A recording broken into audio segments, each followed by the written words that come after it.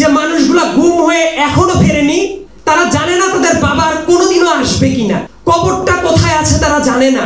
বাংলাদেশে গুমের কালচার যেটা, এইটা শুরু হয়েছে প্রচন্ডভাবে শেখ হাসিনার আমলে। এই নিপীড়নগুলার আরেকটা বৈধতা দানকারী সংস্থা ছিল, যাদেরকে আমি বলি মিডিয়া লীগ। ওবায়দুল কাদের মাঝে মাঝে একটা কথা বলতো, তার নেত্রী নাকি 3 ঘন্টার বেশি ঘুমাইতে পারে না দেশের স্বার্থে। সম্ভবত তাহাজ্জুদের রক্তে উনি উঠতো পরের দিনের ভোট চুরি কিভাবে করা যায়, কারণ আপনারা জানেন তাহাজ্জুদের রক্তের ভোট বাংলাদেশেই হয়েছে, পৃথিবীর আর কোথাও হয় নাই। লগি বৈঠা আন্দোলন করেছিল আওয়ামী লীগ। সেই লগি বৈঠা আন্দোলনে লগি বৈঠাতে পিটিয়ে মানুষকে মেরে সে লাশের উপরে নগ্ন নৃত্য করেছিল আওয়ামী লীগ। আর্মির ভেতর থেকে যারা প্রশ্ন তোলার চেষ্টা করছিল, স্টিং অপারেশন চালিয়ে তাদেরকে জঙ্গি বানিয়ে তাদের জীবন শেষ করে দেওয়া হয়। বিশ্ববিদ্যালয়ের ছাত্রদেরকে দাড়ি টুপি আছে শুধুমাত্র এই কারণে 2টার সময় 3টার সময় দাড়ি টুপি আছে এই অভিযোগে শাহবাগ থানায় নিয়ে গিয়ে জঙ্গি হিসাবে গ্রেপ্তার করে দিত। বিগত 10 বছরে পুলিশের যতগুলো নিয়োগ হয়েছে দেখবেন ছাত্রলীগ যুবলীগের সবচেয়ে বড় বড় ক্যাডারকে এই পদগুলোতে বসানো হয়েছে। শেখ হাসিনার যদি বিচার করতে হয়, ওই যে লগি বৈঠা আন্দোলন, বিডিআর কার্নেজ, শাপলা চত্বরের হত্যা, 24-এর মানুষের পর যে ধরনের নিপীড়ন, 1000-এর উপরে তো অফিসিয়াল খুনি আছে, আনঅফিসিয়াল খুন কিন্তু এর চেয়েও অনেক বেশি। এই ঘটনাগুলাই শেষ না। এইটার পাশাপাশি শেখ হাসিনা যেটা করার চেষ্টা করেছে, নির্বাচনগুলোকে টার্গেট করে 2014 সাল, 2018 সাল, 2024-এর 7 জানুয়ারির ইলেকশনের আগের কয়েকটা মাস যে ক্র্যাকডাউন চলেছে, এই জায়গায় হাজার হাজার মানুষকে জেল, গুম, খুন, প্রত্যেকটা অপরাধ তারা করেছে। প্রত্যেকটা আইটেম ধরে ধরে বিচার করা উচিত। এবং এই যে ঘটনাগুলো ঘটেছে, এর সাথে কি শুধুমাত্র শেখ হাসিনা একা জড়িত ছিল? পৃথিবীর বুকে নিকৃষ্টতম অপরাধের ভেতরে যাদেরকে গুম করে ফেলা হয়, অনেক মানুষ আছে আপনি জানেন যে খুন করে ফেলা হয়েছে, তার লাশটা অন্তত পক্ষে তার পরিবারের মানুষ দেখতে পারে, তার কবরটা কোথায় মানুষ জানে। সেই কবরের পাশে গিয়ে অন্তত আপনি 2 ফোঁটা অশ্রু জল ফেলে খোদার দরবারে মোনাজাত করতে পারেন যে মানুষগুলা গুম হয়ে এখনো ফেরেনি, তারা জানে না তাদের বাবার কোনোদিনও আসবে কিনা, তার প্রতিকার আপনি কি দিবেন, কবরটা কোথায় আছে তারা জানে না। সর্বশেষ চিহ্নটুকু দেখার কোনো সুযোগ পান নাই। বাংলাদেশে গুমের কালচার যেটা, এইটা শুরু হয়েছে প্রচন্ডভাবে শেখ হাসিনার আমলে। এবং সেটা নিয়ে বাংলাদেশের সুশীল সমাজে কোনো কথা বলতে দেখেছেন? এই ধরনের নিপীড়ন যখন চলেছে, এই নিপীড়নগুলার আরেকটা বৈধতা দানকারী সংস্থা ছিল, যাদেরকে আমি বলি মিডিয়া লীগ এবং সুশীল লীগ।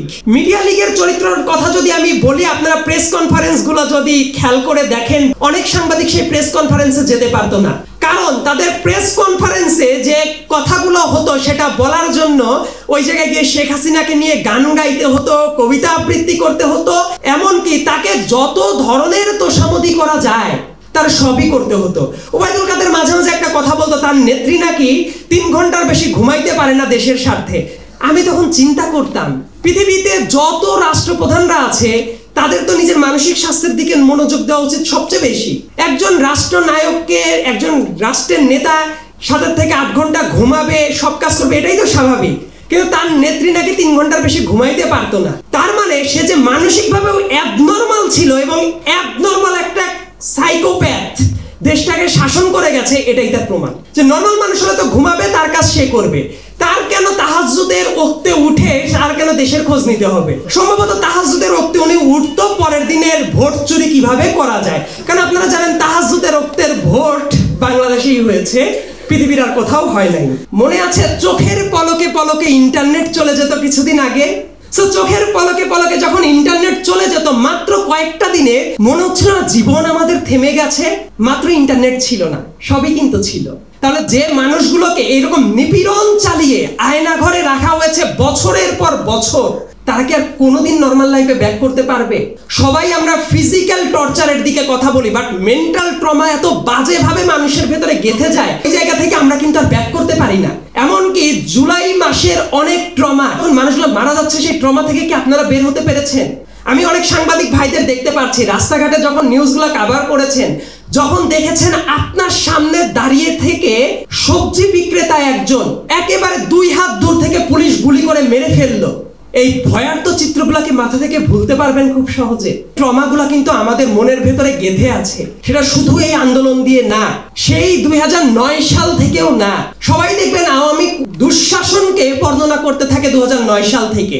2006 সাল লগি বৈঠা আন্দোলন করেছিল আওয়ামী লীগ।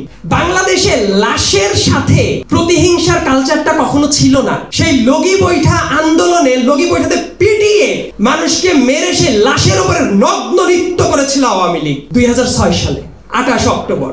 সন্ত্রাসী কার্যকলাপ তারা কিন্তু আর কোনো দিনও তারা থামায় নাই। তারপরে তারা ক্ষমতায় আসলো। সেই ইলেকশনকে অনেকেই অনেক বৈধ ইলেকশন বলতে পারে, কিন্তু 11 সরকারের পরে তারা একটা বন্দোবস্ত করেই সেই নাম লিখিয়েছিল ইলেকশনে। এবং প্রণব মুখার্জির বইয়ের ভেতরে শেখ হাসিনাকে যে ক্ষমতায় আনার জন্য তারা কি পদক্ষেপ নিচ্ছিল সেই বর্ণনা তারাই দিয়ে দিয়েছে। তারা ক্ষমতায় এসে বসলো, বিডিআর কার্নেজের মতো ঘটনাটা ঘটে গেল। বাংলাদেশ আর্মি এত প্রেস্টিজিয়াস একটা ইনস্টিটিউট ছিল, দেশের মানুষ বিশ্বাস করত। দেখেন কোন জায়গায় দুর্নীতি হচ্ছে, নিপীড়ন হচ্ছে, আর্মি নেমে গেছে রাস্তায়। মানুষের একটা আস্থার জায়গা ছিল যে ঠিক আছে দুর্নীতি বন্ধ হবে, মানুষ নিপীড়ন চালাবে না। সেই আর্মিটা হয়ে গেল কোন army? All the prime ministers মেনের জেনারেল আজিজের আর্মি হয়ে গেল। যে আর্মি ভোট চুরিতে প্রত্যক্ষভাবে সহযোগিতা করেছে, গুম খুন প্রত্যেকটা ঘটনার সাথে জড়িয়ে পড়েছিল। ওইটাকে আমি আর্মি বলতে নারাজ, এটা ছিল শেখ হাসিনার আর্মি। তো বিডিআর কার্নেজের মতো এত মারাত্মক একটা ঘটনা ঘটলো, তার বিচারটা না করে তারা যে কাজটা করার চেষ্টা করলো, বরং আর্মির ভেতর থেকে যারা প্রশ্ন তোলার চেষ্টা করছিল, ন্যায় বিচার চাচ্ছিল, each and every single one তাদেরকে চাকরি থেকে বের করে দেওয়া হয়। সেই মানুষগুলো এখনো বাংলাদেশে আছে। তাদের যখন আপনারা কথা শুনবেন দেখবেন তাদেরকে কি পরিমাণ টর্চার চালিয়ে চাকরি থেকে বের করে দেওয়া হয়েছে। তার পরবর্তীতে যে ধরনের অফিসার ছিল, স্টিং অপারেশন চালিয়ে তাদেরকে জঙ্গি বানিয়ে তাদের জীবন শেষ করে দেওয়া হয়। কত নিরীহ মানুষকে জঙ্গি ট্যাগ দিয়ে পরিবার থেকে বিচ্ছিন্ন করা হয়েছে, গুম করা হয়েছে, মেরে ফেলা হয়েছে, তার কোনো ইয়ত্তা নাই। এবং সেটা মিডিয়ার বুকে ফলাও করে প্রচার করা হয়েছে। মিডিয়ার বুকে নারীবাদী ট্যাগ দিয়ে অনেকে রাজনীতি যারা করতো, মূলত শেখ হাসিনার এজেন্ডা বাস্তবায়ন করত, তারা প্রতিবাদ করার চেয়ে তারা এই ব্যাপারগুলো নিয়ে আরো মজা করতে থাকতো।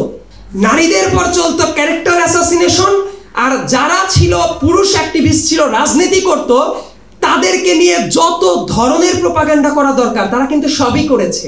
বিশ্ববিদ্যালয়ের ছাত্রদেরকে দাড়ি টুপি আছে শুধুমাত্র এই কারণে, বরং হলের যারা প্রভোস্ট ছিল তারা রাত 2টার সময় 3টার সময় দাড়ি টুপি আছে এই অভিযোগে শাহবাগ থানায় নিয়ে গিয়ে জঙ্গি হিসাবে গ্রেপ্তার করে দিত, তার জীবনটাকে বরবাদ করে দিত। এবং এই কাজগুলো করার জন্য বিগত 10 বছরে পুলিশের যতগুলো নিয়োগ হয়েছে দেখবেন ছাত্রলীগ, যুবলীগের সবচেয়ে বড় বড় ক্যাডারকে এই পদগুলোতে বসানো হয়েছে। এবং তারা নিজেদেরকে রাষ্ট্রের সেবক মনে করতো না, তারা মনে করতো তারা শেখ হাসিনার পেটুয়া বাহিনী। এবং পুলিশের নিপীড়নের আর একটা গুরুত্বপূর্ণ ব্যাপার হলো, জেলে যদি আপনাকে কেউ যদি গ্রেপ্তার করে, আপনাদের উইদিন 24 আওয়ার্স আপনাদের কিন্তু কোর্টে নিয়ে যাওয়ার কথা আইনগতভাবে। দেখবেন গ্রেপ্তার করার পরে এমন অনেক মানুষ আছে 2-3 দিন, 4 দিন, 5 দিন, 10 দিন, 1 মাস, 1 বছর তাদেরকে কোর্টে প্রডিউস করা হয় নাই। অনেক শিশু আছে, 18 বছর বয়সের কম শিশুরা ছিল, তাদেরকে যেভাবে নিপীড়ন করা হয়েছে আপনারা চিন্তাও করতে পারবেন না। জগন্নাথ বিশ্ববিদ্যালয়ের একটা মেয়ে ছিল খাদিজা, মনে আছে আপনাদের? কুখ্যাত ডিজিটাল সিকিউরিটি অ্যাক্টের মামলা যখন তার নামে দেওয়া, একটা মাইনর মেয়েকে নিয়ে তাকে নিপীড়নের ভেতরে প্রবেশ করানো হয় এবং সেটার কোনো প্রতিবাদ করা দেখেছেন? মানবাধিকার কমিশন ছিল আপনাদের এই দেশে, কত মানবাধিকার কর্মীরা ছিল সরকারি তোষামোদ করত, তাদেরকে কোনোদিন প্রতিবাদ করা দেখেছেন? দেখেন নাই।